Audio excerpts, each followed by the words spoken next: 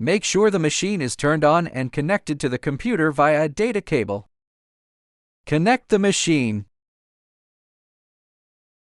The machine is connected. Go to Settings and select Network Settings.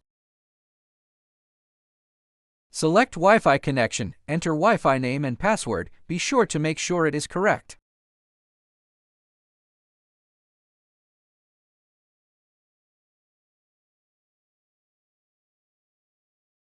After waiting for a while, the IP address will appear. If not, there is a wrong name or password.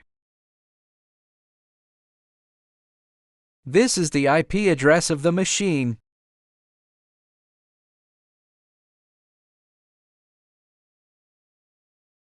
You can search for the machine through the network, or connect the machine manually.